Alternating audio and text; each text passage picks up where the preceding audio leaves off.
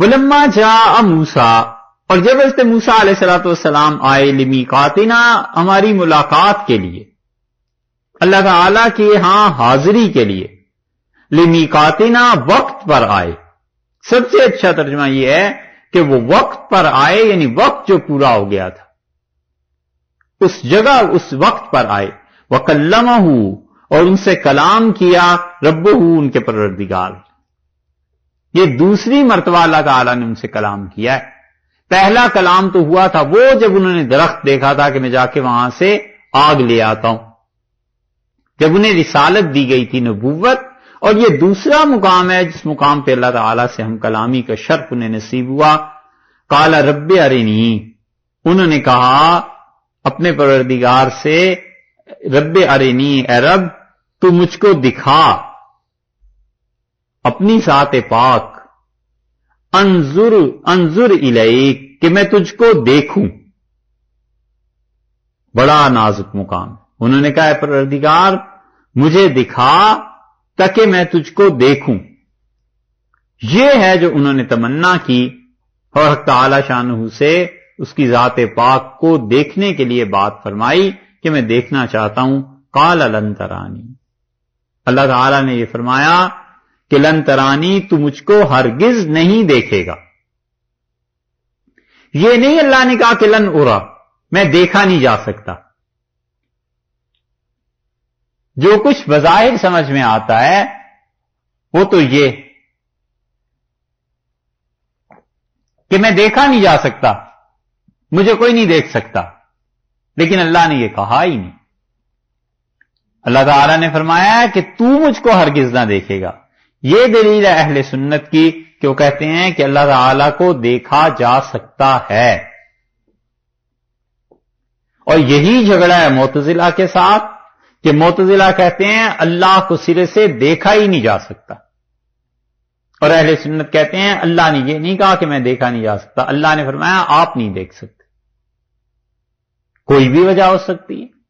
بڑی موٹی سی وجہ تو یہ ہے کہ اس دنیا میں لوگ مجھے نہیں دیکھ سکتے کیونکہ محدود نظر ہے. انسانوں کے قوا اور حواس محدود ہیں، نہیں دیکھ سکتے. آخرت میں جب آئیں گے یہ عقل، یہ نگاہ، یہ حواس کئی گنا ترقی کر چکے ہوں گے، وہاں دیکھ لیں گے. یہ تو نہیں فرمایا کہ مجھے نہیں دیکھا جا سکتا، یہ کہا ہے کہ تم نہیں دیکھ سکتے. یعنی میں ہوں اس طرح کا کہ مجھے دیکھا جا سکے مگر تم نہیں دیکھ سکتے، ہرگز نہیں دیکھ سکو گے. بس یہاں پہ بات پوری ہو گئی. اس لیے جتنی بھی چیزیں کسی کو حق تعالی شانہ کے متعلق نظر آتی ہیں نا، سب زیادہ سے زیادہ اللہ کی تجلیات ہیں، اس کی صفات ہیں. ذات پاک اللہ کی بہت دور اور بلند و بالا ہے اس سے کہ کوئی انسان دنیا کی اس زندگی میں اسے دیکھے، خواب میں دیکھے، کسی طرح بھی دیکھے، اللہ کی تجلیات کو دیکھتا ہے. اور معتزلہ کا بنیادی دھوکہ یہی تھا کہ انہوں نے اللہ تعالی کی چیزوں کو قیاس کر لیا علیہ باللہ انسانوں پہ، اور انہوں نے کہا کہ ایسے ہو نہیں سکتا. یہ معتزلہ جو تھے ان کا عقیدہ اب بھی نام تو ان کا کوئی نہیں لیتے، کم لیتے ہیں، لیکن ان کے عقیدے بہت سے لوگوں میں پائے جاتے ہیں کہ جو کچھ بھی وہ اپنے زمانے میں کہتے رہے. علم کلام جو ہے بنیادی طور پر انہی چیزوں سے بحث کرتا ہے. کلام عربی کا لفظ ہے نا، تو کلام کے مطلب تو ہوا گفتگو، بات. اور آہستہ آہستہ یہ جو کلام کا لفظ ہے اس نے ایک اصطلاح کی صورت اختیار کر لی، اور اصطلاح ایسے ہو گئی کہ علم عقائد کی بحث اسلامی علوم و فنون میں جو صرف علم عقائد کی بحث ہے اس کو لوگوں نے علم کلام کہنا شروع کر دیا، اور متکلمین کا ایک مستقل گروہ پیدا ہو گیا جو صرف علم کلام پہ گفتگو کرتے تھے. جیسے امام راضی رحمت اللہ علیہ وغیرہ یہ امام ہیں علم کلام. ابو الحسن اشعری، امام ابو منصور ماتریدی رحمت اللہ علیہ یہ امام ہیں علم کلام کے، اور علم کلام پہ فلاسفہ نے بہت کچھ لکھا ہے، اور ان معتزلہ نے. شریعت کی کچھ چیزیں ایسی ہیں جن کا تعلق نقل سے ہے. حدیث ہے مثلا رسول اللہ صلی اللہ علیہ وسلم سے نقل ہوتی چلی آئی، یہ خود قرآن پاک ہے، اس کی قراءتیں، یہ نقل کی بنیاد ہے نا. اور دوسرا شریعت کا حصہ وہ ہے جو معقولات ہیں، جن کی بنیاد عقل پہ ہے. منقولات کی اہم شاخیں اگر آپ دیکھنا چاہیں تو قرآن ہے، حدیث ہے، فقہ ہے، یہ سب منقول ہوتا چلا آیا ہے، نقل ہوتا چلا ہے. اور اگر آپ معقولات کو اور منقولات میں، نقل میں اصل سرچشمہ جو ہے علم کا وہ سارا نقل کرنا ہے، اور معقولات میں علم کلام آ جاتا ہے اور اس کی بنیاد عقل بن جاتی. اور عقل کے اعتبار سے منطق، فلسفہ، یہ جو علوم ہے یہ معقولات کے خانے میں چلے جاتے ہیں، منقولات سے نکل جاتے ہیں. اب منقولات کا جو خانہ ہے یہ علم کلام کا، اس میں عقل پہ بہت زور دیتے ہیں، اور اتنا زیادہ زور دیتے ہیں کہ یہ جو منقولات ہیں قرآن، حدیث، فقہ، اس کو ثابت کرنے کے لیے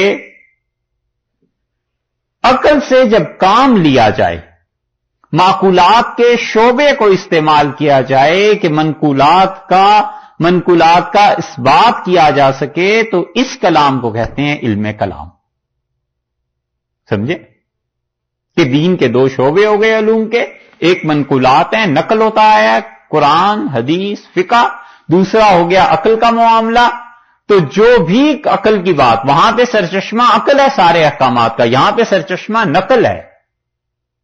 تو ان منقولات کو ثابت کرنے کے لیے کہ عقلی دلائل سے کیسے ثابت ہو، قرآن اللہ کی کتاب ہے، نقل ہوتا چلا ہے، اب تک ایک حرف اس کا تبدیل نہیں ہوا، آپ یہ سب کچھ جو بھی کہتے ہیں یہ نقل ہے نا، اس کو عقل سے کیسے ثابت کرنا ہے؟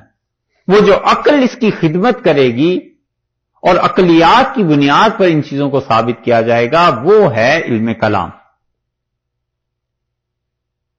اور پہلی صدی میں منقولات ہی تھی، صحابہ رضی اللہ عنہ نے جو کچھ سنا اس پہ عمل کر لیا. یہ پڑھ لیا کہ اتنی مصیبتیں، اتنی آزمائشیں آئی ہیں انبیاء علیہ السلام پہ، بس ٹھیک ہے اسے مان لیا. یہ پڑھ لیا صحابہ رضی اللہ عنہ نے کہ معجزات آئے تھے، مان لیا. تابعین میں بھی یہی رہا. ان لوگوں نے عقلیات کی طرف کبھی ایسی جستجو نہیں کی، بڑے سادہ، بڑے سچے ایمان والے لوگ تھے، نہ کبھی کسی بحث میں الجھے. انہوں نے کہا رسول اللہ صلی اللہ علیہ وسلم یہ بتایا ہے، دوسرے نے کہا بالکل سچ بتایا ہے، چپ کر کے اس پہ عمل کر. یہ فکر اور فلسفہ، یہ بحث اور تدقیق، اسلام کا ابتدائی دور اس سے بالکل پاک تھا. وہ صرف اتنا عمل کرتے تھے کہ سمعنا و اطعنا، ہم نے سنا اور اس بات کو مان لیا. اور پہلی صدی ہجری جب ختم ہوئی ہے تو اسلامی دنیا میں جو بڑی بڑی تبدیلیاں آئی ہیں، ان میں سے ایک تبدیلی تو یہ ہو گئی کہ سارا عجم اسلام میں شامل ہو گیا. کہاں حجاز مقدس، حضور اقدس صلی اللہ علیہ وسلم کے وفات کے وقت کا عرب، اور کہاں سے عمر اور عثمان اور علی رضی اللہ عنہ کے زمانے کا اسلام کہاں کہاں جا پھیلا، یہاں تک کہ بر صغیر تک مسلمان پہنچ گئے، اور دوسری طرف وہ سمرقند، بخارا اور کہاں کہاں پہنچ گئے. اب یہ جب مذہب کا دائرہ وسیع ہوا تو یہودی، عیسائی، زرتشت کے ماننے والے، مجوسی، یہ سب آہستہ آہستہ حلقہ اسلام میں آئے. تو ان کی فکر اور سوچ چونکہ یونانی فلسفے سے متاثر تھی، اور یونانی فلسفے کے یہ ہلے ہوئے تھے، انہوں نے آ کر اسلام میں اس فلسفیانہ مزاج کو دخل دیا ہے، اور انہوں نے معقولات کے پہ بحث کرنا شروع کی کہ اچھا اللہ نے کہا ہے کہ اللہ تعالیٰ عرش پر غالب ہوا، تو یہ اللہ کا غلبہ کیسا ہے؟ اللہ تعالیٰ نے کہا ہے کہ اس کے دونوں ہاتھ کھلے ہیں، تو اللہ کا ہاتھ کیسا ہے؟ صحابہ رضی اللہ عنہ ایسی باتیں نہیں کرتے تھے. وہ کہتے تھے جو آ گیا ہے بس بالکل ٹھیک ہے، اور ان کی اپروچ صحیح اللہ تک تھی، بالکل سادہ اللہ کے نیک بندے، اللہ تک پہنچنے والے. اور یہ فکر جو فلسفے کی شروع ہوئی ہے، یہ دوسری صدی میں آ کر یہ چیزیں سامنے آئیں. راسخ العقیدہ مسلمان جو تھے وہ اس سادگی کے مزاج کو ایسے ہی برقرار رکھنا چاہتے تھے کہ بالکل ایسے ہی رہے، لیکن جو فلسفیانہ رنگ غالب آیا ہوتے ہوتے اس سے مستقل ایک مسئلہ پیدا ہو گیا اور وہ تھے معتزلہ. اور ایسے فرقے بن گئے جنہوں نے کہا کہ ہمیں اس کی جدید تعبیر بتاؤ. ایسے فرقے بن گئے کہ جنہوں نے کہا کہ جناب یہ جتنے بھی عقائد ہیں جتنے بھی عقائد ہیں ان عقائد کی کوئی عقلی توجیہ ہونی چاہیے، عقلاً ہمیں سمجھاؤ کہ عقیدہ کیا ہے. اللہ تعالی کی ذات کے بارے میں، شفاعت کے بارے میں، جنت اور جہنم کے بارے میں، یہ سب چیزیں عقلاً ثابت کرو. یہ علم کلام بنا. اور علم کلام میں 4 صدیاں 3 صدیاں جس فرقے نے گزاری ہیں اپنے غلبے کے ساتھ، یہ معتزلہ تھے. اور یہ ہر بات کو علم کلام پہ لے آتے تھے اور علم کلام کے ذریعے ان چیزوں کو ثابت کرنے کی کوشش کرتے تھے. نتیجہ یہ نکلا کہ انہوں نے اللہ تعالی کی صفات تک کا بعض جگہ پر انکار کر دی. انہوں نے کہا کہ اللہ کی صفات اس کی ذات کے علاوہ کوئی وجود نہیں رکھتی. اسی لیے وہ کہتے تھے کہ قادر بذاتہ، اللہ کی ذات جو قدرت رکھتی ہے یہ قدرت خود اس میں شامل ہے. اللہ کی صفت قدرت اس سے الگ کوئی چیز نہیں. اور کہتے تھے کہ یہ علم، قدرت، حیات جس کو تم کہتے ہو، زائدۃ علی ذاتہ، یہ اللہ کی ذات سے الگ وجود کے تم قائل ہو گئے ہو. اور اہل سنت والجماعت کا معاملہ اس سے بالکل مختلف تھا. وہ کہتے تھے کہ دیکھو یہ جو چیزیں تم بتاتے ہو یہ گمراہی کی ہیں اور ہم ان چیزوں کے قائل نہیں ہیں. اور معتزلہ خالص عقلی استدلال کے مقابلے میں جتنی بھی احادیث آئیں، جتنی بھی قرآن کی آیات آئیں، ان کو گول مول کرتے تھے، ان کی تعویل کرتے تھے، ذرا جھجک محسوس نہیں کرتے تھے. اسی لیے ان کے بڑے بڑے ائمہ، حتیٰ کہ زمخشری جیسا آدمی لکھتا ہے کہ اہل سنت یہ تو عقل سے کام نہیں لیتے، یعنی گدھے ہیں. وہ کہتا ہے جو بھی اوپر سے آ گیا بس مانتے چلے جاتے ہیں. یہ عقل کو بنیاد بنا کر پھر اس سارے مکتبہ فکر کو تبدیل کرنے کی کوشش میں تھے. اسی لیے معتزلہ نے صاف انکار کر دیا کہ آخرت میں اللہ کو نہیں دیکھا جا سکے. انہوں نے اس آیت کو دلیل اپنی بنا لیا. انہوں نے کہا اللہ تعالی نے فرمایا ہے کہ لن ترانی، تو ہرگز مجھ کو نہ دیکھے گا. انہوں نے کہا اللہ کو دیکھا ہی نہیں جا سکتا، الیاذ باللہ. قبر کے عذاب کا اسی لیے معتزلہ نے انکار کر دیا. کہا قبر کا عذاب کوئی چیز نہیں کیونکہ عقل سے ثابت نہیں ہوتا. اب بھی ایسے آپ کو مل جائیں گے جو قبر کے عذاب کو نہیں مانتے. اور انہی سے زیدیہ شیعہ بھی متاثر ہوئے. اب تو شیعوں کو بھی اپنے عقیدے کا پتہ نہیں چلتا. زیدیہ فرقہ مستقل انکار کرتا رہا، ان کا قبر کا عذاب کوئی چیز نہیں. کہتے تھے عقل سے ثابت نہیں ہوتا، منکر نکیر کے سوالات کوئی چیز نہیں. یاجوج ماجوج دجال قیامت کے آثار سب کا انہوں نے انکار کر دیا. انہوں نے کہا یاجوج ماجوج اگر کوئی قوم ہے تو بتاؤ وہ کہاں ہے. یہ آپ نے دیکھا معتزلہ مر گئے، نام ان کا یعنی ختم ہو گیا، لیکن وہ چیزیں اب تک لوگوں میں پائی جاتی ہیں.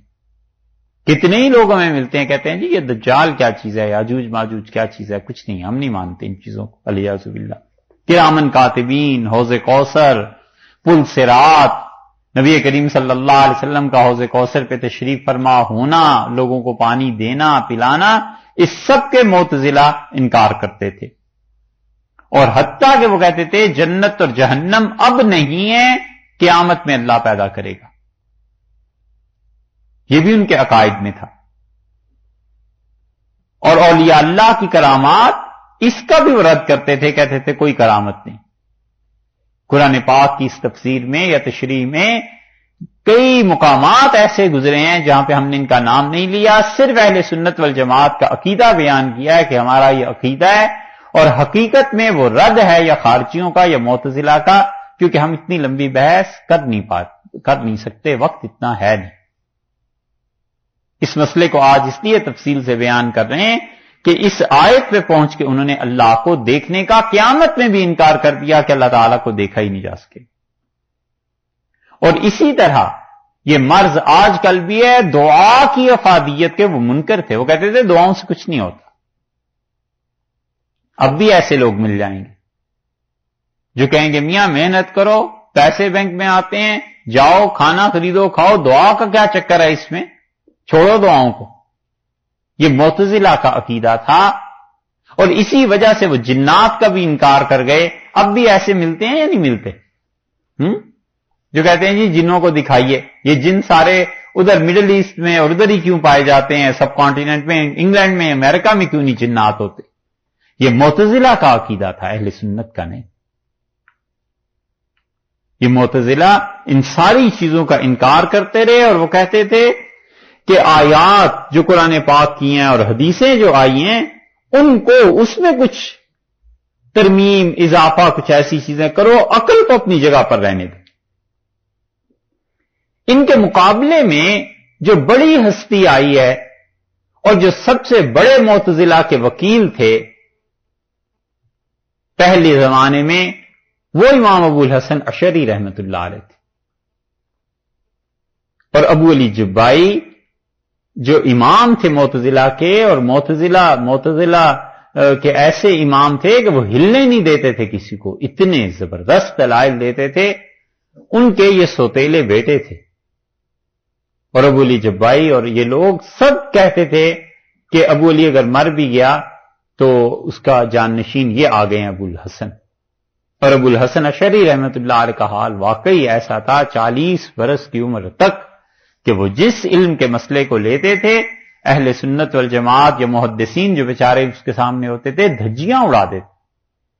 اور آخر یہ تاریخ کا قصہ ہے، تاریخ جہاں بھی بیان کی ہے اس میں آیا ہوا ہے، آخر انہوں نے اللہ نے انہیں ہدایت دی، اور ابو الحسن اشعری رحمت اللہ علیہ نے معتزلہ کا رد کیا، اور انہوں نے کتاب، سنت، احادیث اور عقل کا اس میں مزاج، عقل کو ملا کر انہوں نے اس معتزلہ کو سمجھایا.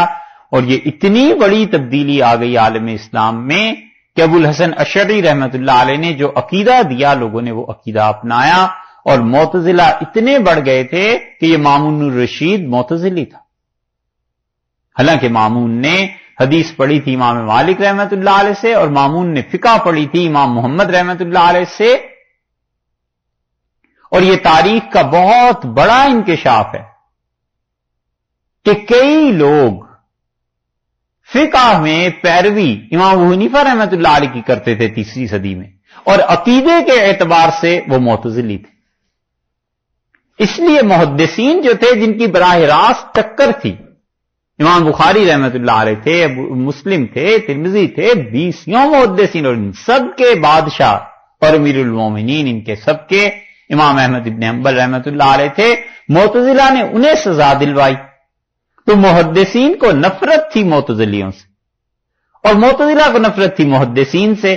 اب جتنے حنفی فقہا تھے بہت سے ایسے ملیں گے جو اپنے عقیدے کے اعتبار سے معتزلی ہوتے تھے اور اپنی فرع فقہ کے اعتبار سے حنفی ہوتے تھے. تو حنفیوں سے محدثین کے درمیان یہ چڑ ایک پیدا ہو گئی کہ اچھا تم حنفی ہو تو پھر تم ضرور معتزلی بھی ہوگے، لہذا تم نکلو. وہ کہتے جی معتزلی نہیں ہے، اچھا پھر بیٹھ جاؤ. یہ گویا کہ تاریخ میں ایسا مرحلہ گزرا ہے. اس لیے حنفی بدنام ہے کہ یہ حدیث پہ عمل نہیں کرتے. محدثین کہتے ہیں ان کے پاس حدیث ہی نہیں ہوتی، اور لوگ لاتے ہیں حوالے 3 صدی کے، 4 صدی کے، جبکہ شدید تناؤ اور ٹکراؤ تھا اشاعرہ کا، معتزلہ کا، حنفیوں کا، ان سب کا. تو ابو الحسن اشعری رحمت اللہ علیہ نے پھر عقیدے کا اثبات شروع کیا. انہوں نے کہا جنت اور جہنم بھی بن چکی ہیں، برحق ہیں، قبر کا عذاب بھی ہے، شفاعت بھی حضور اقدس صلی اللہ علیہ وسلم کیا ہے، جنات بھی ہیں. لیکن وہ اتنا شدید رد تھا معتزلہ کا کہ ابو الحسن اشعری رحمت اللہ علیہ نے ہر اس بات کو جس پہ معتزلہ عقل لاتے تھے ابو الحسن رحمت اللہ علیہ انکار کرتے تھے. یہ ایک دوسرے کے مقابلے میں آ گئے. اور اس وقت ایک تیسری ہستی پیدا ہوئی، اور وہ تھے سمرقند میں. وہ تھے امام ابو منصور ماتریدی رحمت اللہ علیہ. وہ چونکہ اس میدان جنگ سے دور تھے، بغداد میں، ان سارے علاقوں میں، عراق میں، حجاز میں، حرمین شریفین میں معتزلی اور اشعری آپس میں ایک دوسرے سے لڑ رہے تھے. تو ابو منصور ماتریدی رحمت اللہ علیہ کی شخصیت جو تھی وہ تھے پکے حنفی، اور انہوں نے اس میدان جنگ سے دور بیٹھ کر دونوں کے عقیدوں کو پڑھا کہ اس کا یہ عقیدہ ہے، اس کا یہ عقیدہ ہے، تو انہوں نے کہا ان چیزوں میں معتزلہ ناجائز ہیں، زیادتی کرتے ہیں، کتاب و سنت سے یہ چیزیں ثابت ہیں، ابو الحسن اشعری رحمۃ اللہ علیہ سچ کہتے ہیں۔ اور پھر انہوں نے فرمایا کہ یہ 9-10 چیزیں ایسی ہیں جس میں ابو الحسن اشعری رحمۃ اللہ علیہ صرف معتزلہ کے رد کے لیے انہیں کہتے ہیں کہ درست ہے، حالانکہ یہ درست نہیں ہے۔ انہوں نے اپنے دلائل لکھے، اور امام ابو حنیفہ رحمۃ اللہ نے جو کتاب لکھی تھی فقہ اکبر، یہ بھی بہت بڑا دھوکہ ہے کہ امام ابو حنیفہ رحمۃ اللہ کوئی کتاب ہی نہیں ہے۔ سبحان اللہ۔ امام ابو حنیفہ رحمۃ اللہ نے لکھی تھی فقہ اکبر، یہ فقہ اکبر 2 آدمیوں نے لکھی ہے، ایک امام ابو حنیفہ رحمۃ اللہ علیہ کوفی اور ایک ابو حنیفہ بخاری۔ بخارا میں حنفیوں کا بڑا زور تھا، ماورا النہر میں سارے حنفی تو ہوتے تھے، تو وہاں پہ ایک صاحب علم بزرگ تھے، ان کا نام بھی ابو حنیفہ تھا، انہوں نے بھی فقہ اکبر لکھی ہے۔ یہ جو فقہ اکبر امام ابو حنیفہ رحمۃ اللہ نے لکھی تھی عقیدے کے باب میں، اس کی شرح کی ابو منصور ماتریدی رحمۃ اللہ علیہ نے جو سمرقند وغیرہ میں تھے۔ سمجھ آ رہی بات ہماری؟ اور یہ جو دوسرے تھے نا ابو حنیفہ بخاری رحمۃ اللہ علیہ، ان کی کتاب بھی ہے فقہ اکبر، اس کی شرح لکھی ہے ملا علی قاری رحمۃ اللہ علیہ وغیرہ نے، نول کشور میں چھپی تھی۔ نول کشور اتنا زبردست یہ مطبع تھا، ختم ہو گیا لکھنؤ کا، لیکن کمال کیا انہوں نے، اتنی اچھی کتابیں چھاپی۔ اور یہ جو امام ابو حنیفہ رحمۃ اللہ علیہ کی فقہ اکبر تھی، جس کی شرح ابو منصور ماتریدی رحمۃ اللہ نے کی تھی، یہ غالباً پہلی مرتبہ حیدرآباد میں چھپی۔ حیدرآباد میں اتنی وسیع عثمانیہ کی لائبریری اور یہ چیزیں تھیں، وہاں سب سے پہلی مرتبہ آئی سامنے، غالباً ہمارا اب تک کا خیال یہی ہے کہ چھپی وہاں ہے، دنیا میں کئی نسخے تھے لیکن وہاں کا نسخہ چھپا، اور وہاں کے علماء نے بتایا کہ یہ امام ابو حنیفہ رحمۃ اللہ علیہ کی ہے اور اس کے ساتھ شرح ان کی ہے۔ اس کتاب کا نام تو پہلے بھی ملتا تھا لیکن وہ چھپ گئی تو عام ہو گئی۔ اب 3 گروہ بن گئے، ایک معتزلہ جنہیں اشعری اور ماتریدی دونوں کہتے تھے کہ یہ گمراہ ہے، اور محدثین بھی۔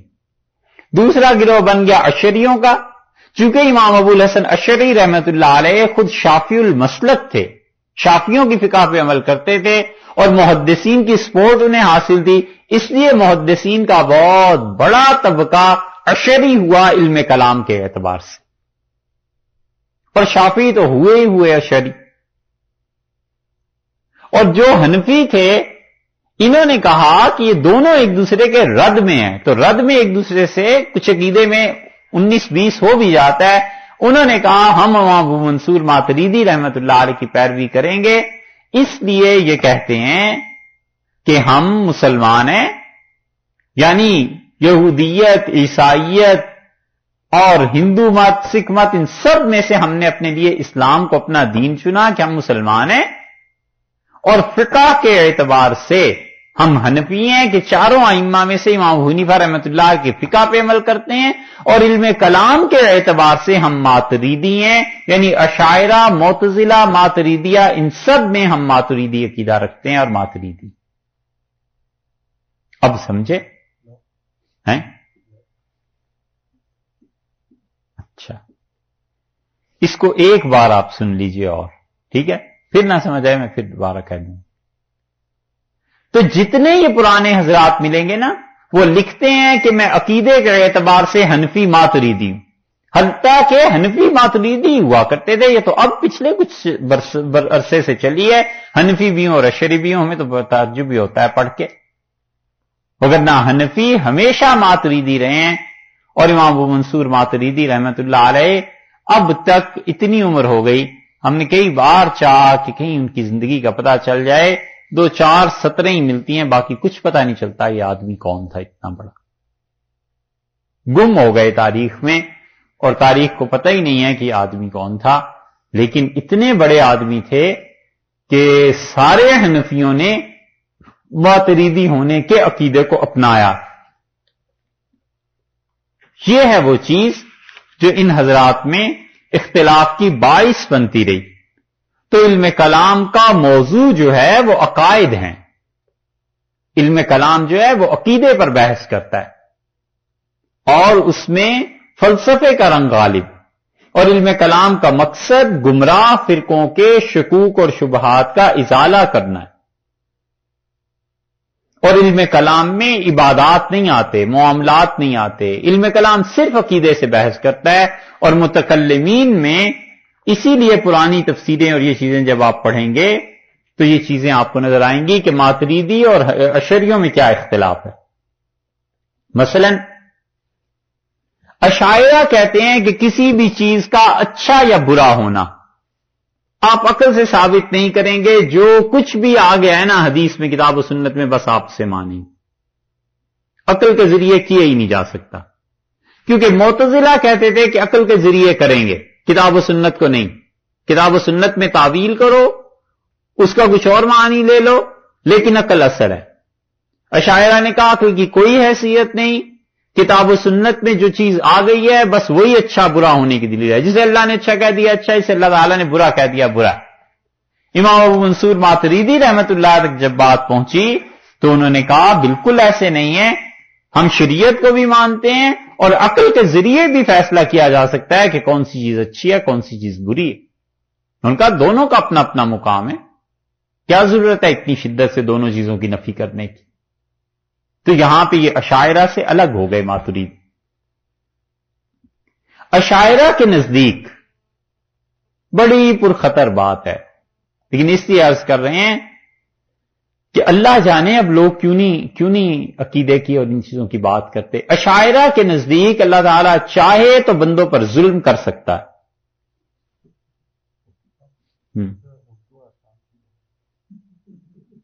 اردو آسان بولو ہیں؟ امام ابو الحسن اشعری ایک قبیلہ تھا یمن میں، اشعری ایک قبیلہ تھا یمن میں، حضرت ابو موسیٰ اشعری رضی اللہ عنہ ادھر سے ہی ہیں۔ اسی قبیلے میں آگے ایک شخصیت پیدا ہوئی ابو الحسن اشعری، ابو موسیٰ اشعری رضی اللہ عنہ جو صحابی تھے، ابو موسیٰ اشعری رضی اللہ عنہ ہی کے قبیلے میں انہی کے پڑپوتے یا اس سے بھی بعد ایک بزرگ آئے امام ابو الحسن اشعری۔ تو ابو الحسن اشعری رحمت اللہ کے جتنے ماننے والے ہیں وہ اشاعرہ کہلائے۔ اشاعرہ کہتے ہیں کہ اللہ تعالیٰ چاہے ظلم کرنا کر سکتا ہے، کوئی اسے منع نہیں کر سکتا، اس لیے کہ مخلوق ساری اس کی ہے، جیسے چاہیں کریں۔ معتزلہ کہتے ہیں اللہ کے لیے ضروری ہے کہ ظلم نہ کرے، خدا پہ پابندی لگنی چاہیے، علیہ باللہ خدا پہ پابندی ہے۔ یہی مسئلہ جب امام ابو منصور ماتریدی رحمت اللہ علیہ کے پاس پہنچا تو انہوں نے کہا اللہ ظلم کرنا چاہے کر تو سکتا ہے، لیکن عقلاً محال ہے، نہیں ہو سکتا کہ خدا اپنے بندوں پر ظلم کرے۔ کہا ہے یہ اللہ ہی کے اختیار اور قبضے کی چیز، ہم اس سے انکار نہیں کرتے، لیکن بالفعل یہ واقع ہو جائے کہ حقیقت میں اللہ نے کہیں ظلم کر دیا، یہ نہیں ہوا، نہ ہوگا۔ یہ تھا ماتریدی اور اشعری جہاں پہ آ کے آپس میں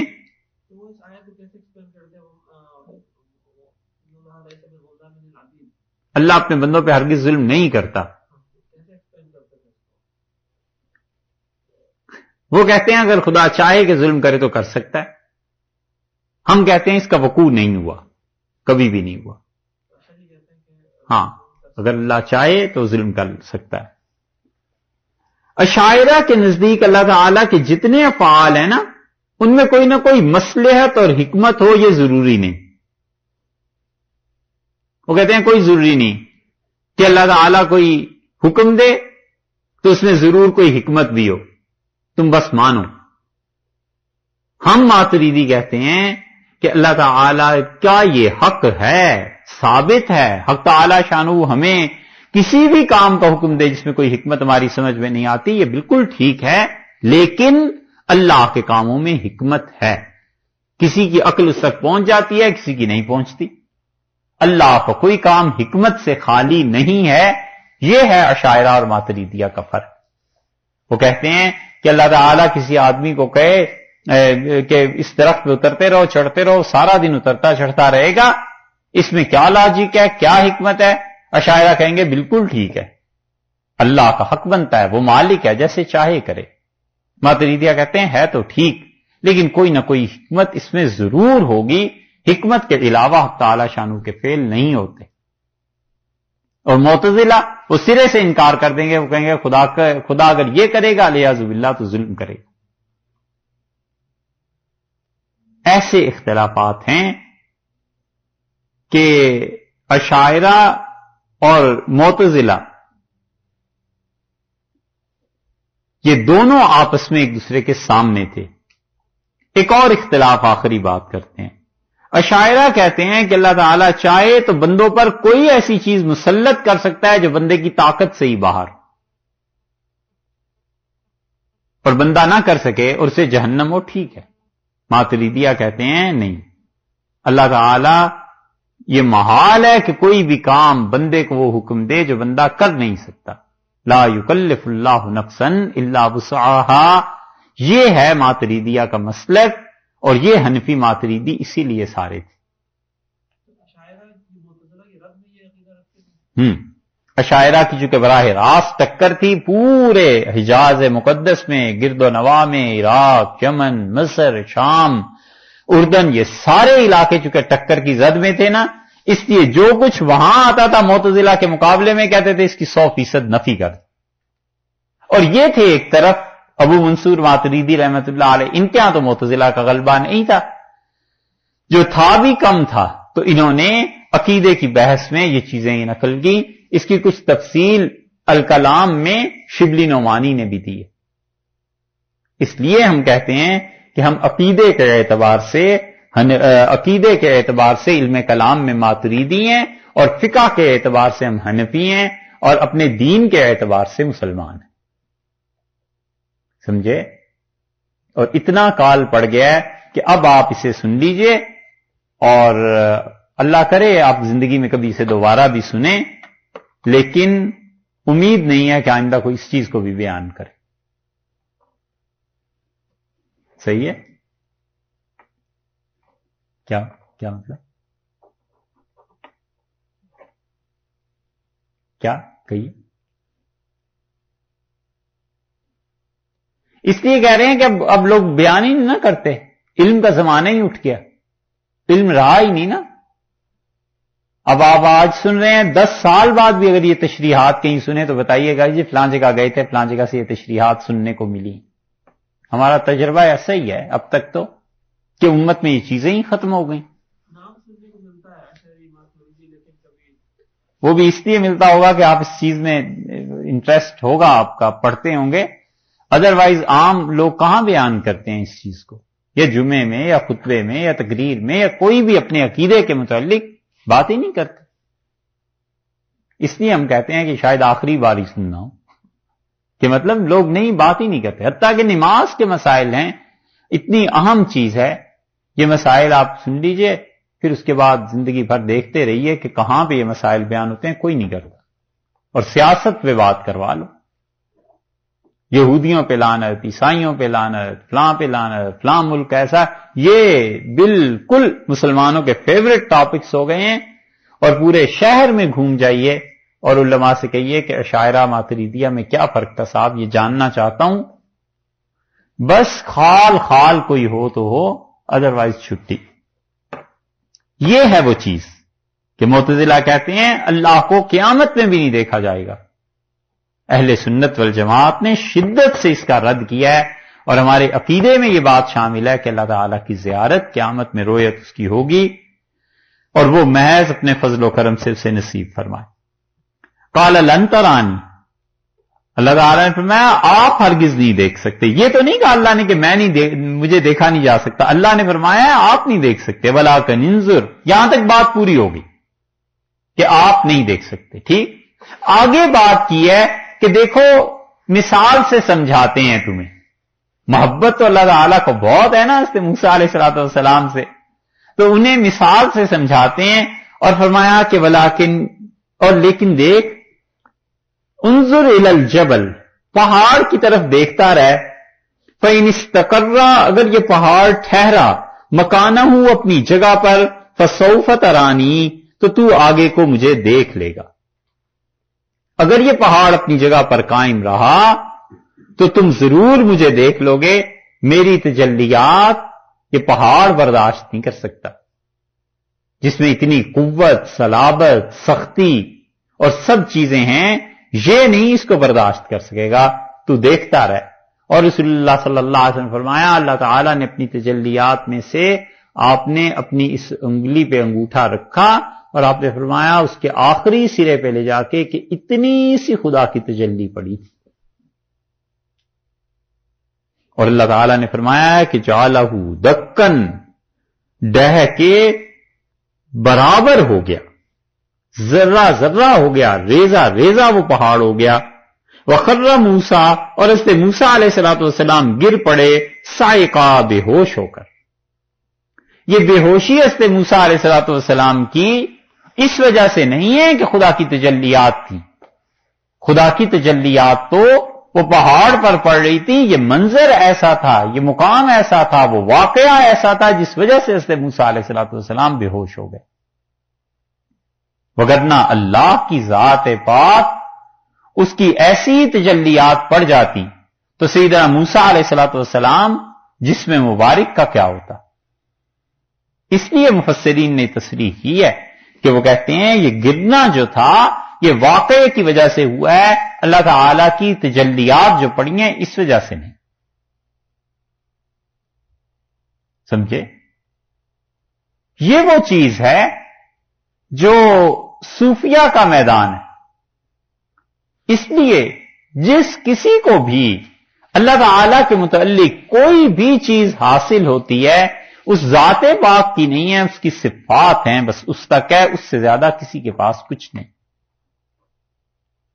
ہم ماتریدیوں کا یہ مسلک ہے کہ اللہ کی ذات پاک، اس کی صفات نہ اس کی ذات کا حصہ ہیں اور نہ اس سے الگ ہیں۔ جیسے دو اور جیسے ایک کا عدد ایون اور آڈ گنے جاتے ہیں نا، اب اس ایک کا طاق ہونا اس کے ساتھ بھی ہے اور اس سے الگ بھی ہے۔ بس اللہ کی ذات پاک کے ساتھ اس کی صفات ایسی ہی ہیں، بڑے سے بڑا فلسفی جس چیز کو محسوس کرتا ہے اور بڑے سے بڑا صوفی جو کچھ خواب میں دیکھتا ہے اور کشف اور الہام میں، اور کسی بھی آدمی کو جو کچھ سنگن ہوتی ہے وہ صرف تعالی شانہ کی صفات کا معاملہ ہے، ذات تو بہت دور کی بات ہے، وہ تو قیامت میں ہی ایسی چیزیں سامنے آئیں گی۔ بیعت جو لوگ کرتے تھے، تزکیہ اور سلوک جو تھا، اس تزکیہ اور سلوک کے اسباق ہیں، یہ نہیں ہے جو لوگوں نے آج کل کھیل تماشے کی چیزیں بعض جگہوں پہ بنا لی ہیں۔ ہمارے مشائخ جب بیعت کرتے تھے تو بیعت کرنے کے بعد وہ بتاتے تھے کہ یہ تسبیحات پڑھو، ان تسبیحات کا سلوک سے، تزکیے سے کوئی تعلق نہیں تھا، وہ تو صرف ایک آدمی کو پابند کرنے کے لیے تھی کہ دیکھیں یہ آدمی کتنا پابند رہتا ہے۔ اس کے بعد وہ سبق دیتے تھے سلوک کا کہ یوں اللہ کو یاد کرنا ہے، پھر دوسرا، تیسرا، چوتھا، اپنے اپنے سلسلے کے مطابق وہ اسباق دیتے تھے اور تصریح کرتے تھے کہ یہ چیزیں سنت سے ثابت نہیں ہیں، محض علاج کے لیے ہیں، کہ انہیں یہ نہ سمجھنا کہ شریعت یہ ہے، وگرنہ بدعت ہو جائے گی، گناہ ملے گا۔ اور جب اللہ تعالی کے ذکر کا یہ طریقہ ختم ہوتا تھا اسم کا، اللہ کے نام لینے کا، تو پھر وہ کہتے تھے کہ اب اسم سے ہٹو اور مسمى اللہ کی ذات کی طرف چلو۔ پھر وہ کراتے تھے مراقبات، اور وہ جو مراقبات ہوا کرتے ہیں وہ ہے اصل اس چیز کی، حتیٰ کہ انتہا پہ اللہ کی ذات پاک کا مراقبہ وہ کراتے تھے۔ اور اللہ تعالیٰ کی ذات پاک کا مراقبہ ایسا شدید ہے کہ وہ صبح ہو اور شام کو حالت بدل جائے، شام ہو تو صبح کی حالت بدل جائے، اللہ کی تجلیات اس مقام پہ پہنچ کے کسی سالک کو محسوس ہوتی ہیں اور اس کی زندگی میں اتنی شدید تبدیلیاں آ جاتی ہیں کہ تزکیہ وہ ایسا ہو جاتا ہے کہ صبح اگر ناپاک تھا تو شام تک پاک ہو گیا، اور ایک تجلی پڑ گئی تو جو کل تک غصہ اس کا قابو میں نہیں آ رہا تھا آج غصے کا نشان مٹ گیا۔ یہ اللہ تعالی کی صفات کی تجلیات پڑتی ہیں۔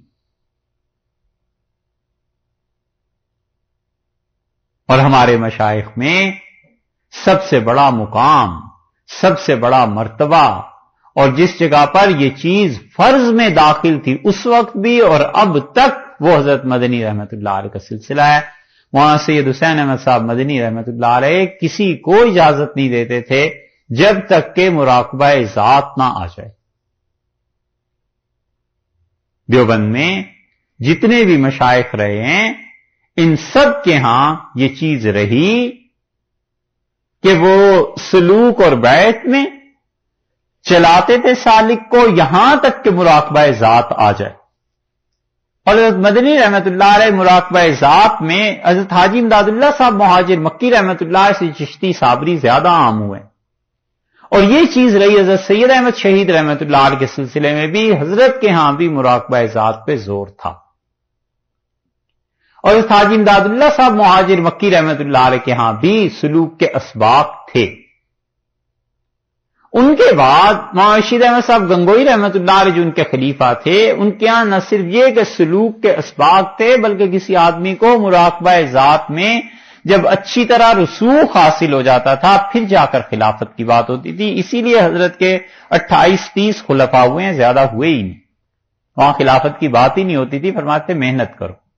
اور حضرت مدنی رحمت اللہ علیہ کے یہاں مراقبہ ذات جب اجازت دیتے تھے کہ یہ مراقبہ کرو پھر ساتھ خلافت بھی بعض اوقات دے دیا کرتے تھے، بعض اوقات حضرت کام کراتے تھے. اور بھی یہ چیز رہی ہے یا حضرت مدنی رحمت اللہ علیہ کے یہاں اور یا پھر یہ رائے پور میں آ گئی تھی. اور ایک چیز یہ چلی کہ اب دیوبند کے بعض حلقے وہ اس بات کی فکر ہی نہیں کرتے کہ اس سالک نے ذکر کیا ہے یا نہیں کیا، مراقبات کیے ہیں یا نہیں کیے. بس دیکھتے ہیں اچھا تمہارا لین دین ٹھیک ہو گیا، نمازوں کے پابند ہو گئے ہو، گناہ نہیں کر رہے، خلافت ہو گئی، چلو جی خلیفہ یہ بن گئے، آگے تم بھی بیعت کیا کرو، آگے پھیلاؤ. بڑے احتیاط سے کہتے ہیں کہ یہ سارے سلسلے ہماری نظر میں ہیں اور یہ سلسلے اسی طرح تباہ ہو جایا کرتے ہیں کہ جب خلافتیں ایسی ملنے لگیں کہ کسی نے 4 خواب اچھے دیکھ لیے، چلو تم خلیفہ ہو گئے. کسی آدمی نے بیعت کر لی اور پھر اس کے بعد اس کے تھوڑے سے حالات ٹھیک ہوئے، تم بھی خلیفہ، تم بھی خلیفہ. پرانے حضرات تو اتنی آسانی سے بیعت نہیں کرتے تھے جتنے اب آسانی سے دیوبندی حلقوں میں خلافتیں ملنے لگی. اوروں کو تو ذکر ہی کیا. ٹھیک اس سے پہلے نقشبندیہ سلسلے میں یہ چیز پیش آئی اور اس سے بھی پہلے یہ چشتی نظامی جو تھے جب خلافتیں ان کے ہاں عام ہوئیں تو چشتی نظامی آہستہ آہستہ نظام الدین اولیاء رحمۃ اللہ کا سلسلہ بڑا محدود ہو گیا. پھر ان کی جگہ اکبر کے زمانے میں یہ سلسلہ آنا شروع ہوا نقشبندی مشائخ کا. حاجی امداد حضرت خواجہ باقی باللہ رحمۃ اللہ تشریف لائے، پھر حضرت مجدد رحمۃ اللہ علیہ آئے اور پھر تو چاند لگ گئے اس سلسلے کو. اور نقشبندی جو آ کر ختم ہوئے ہیں کئی جگہ پر ان میں بھی یہی بات آ گئی تھی کہ جس نے 2 سبق پڑھ لیے چلو جی تمہیں بھی خلافت ہو گئی، تم بھی بیعت کرو، تم بھی بیعت کرو. اور لوگوں نے جب دیکھا کہ اسے صوفی کہتے ہیں، اس میں تو کوئی محنت کی عادت ہی نہیں، کوئی خدا سے تعلق ہی نہیں، کوئی چیز ہی نہیں، وہ سلسلے کا زوال آئے. اور اب یہ دیوبندیت کا آخری دور جو آ رہا ہے نا جس میں تطہیر کی پاک کرنے کی نہیں ضرورت ہے، اب ایسے آ گئے ہیں کہ بیعت ہوئی اور خلافت مل گئی، بس جاؤ. نہ کوئی ذکر، اذکار، مراقبہ، سلوک، اس کے سبق جیسے سبق پڑھتے ہیں مدرسے میں ان چیزوں میں یہ نیچی چیزیں ہی نکل گئیں. نتیجہ اس کا یہ نکلتا ہے کہ ایسے لوگوں کے ساتھ نسبت آگے چلتی بھی نہیں. اللہ کا بھی ایک نظام یہ اس لیے عرض کر رہے ہیں کہ کہیں پہ بیعت اور تعلق اور یہ سلسلہ اور یہ چیزیں ہوں تو آپ کو نہ پتا ہوگا ان چیزوں کا. ان باتوں کو دیکھ لینا چاہیے کہ وہاں کہاں تک چیزیں پہنچتی ہیں. اب تک حضرت مولانا حسین احمد صاحب مدنی رحمت اللہ علیہ کا سلسلہ ایسا رہ گیا ہے، یا ان رائے پور میں بھی بعض حضرات کا، شاہ عبد القادر صاحب رائے پوری رحمت اللہ علیہ کے یہاں، کہ وہ آخری مراقبے تک بات کراتے ہیں، کہتے ہیں یہاں پہنچ کے وہ کہتے ہیں بس اب زندگی اس میں کھپ جائے گی. سوچ سمجھ کے تعلق جوڑنا چاہیے. اور جو خلافتیں مل جاتی ہیں ایسی آسانی سے، نتیجہ اس کا یہ نکلتا ہے کہ خلیفہ ہے اس کے باوجود اسے بات کرنے کی تمیز نہیں، خلیفہ ہے اس کے باوجود اللہ پہ بھروسہ نہیں. وہ بظاہر خلیفہ ہیں حضرت کے لیکن اسے پتہ ہی نہیں ہے کہ انسانوں کو کیسے سمجھایا جاتا ہے، کسی جملے سے کسی کا دل دکھے گا، کیا چیز ہوگی، ایسی بات کرنی ہے نہیں کرنی، تربیت نہیں ہوتی. بس محض خواب دیکھ لیے 4-5 ساتھ، اپنے شیخ سے کہا، ان کا بالکل ٹھیک ہے. اور اس سے زیادہ دھوکہ یہ کہ رسول اللہ صلی اللہ علیہ وسلم تمہیں خلافت دیں گے، مدینہ منورہ سے خلافت آتی ہے اور تربیت کچھ نہیں. تو عقیدہ بھی خراب اور اعمال وہ اس سے زیادہ خراب. عقیدے میں بدعات، اعمال میں بدعات، اور تذکرہ صوفیوں کا اور ایسی چیز.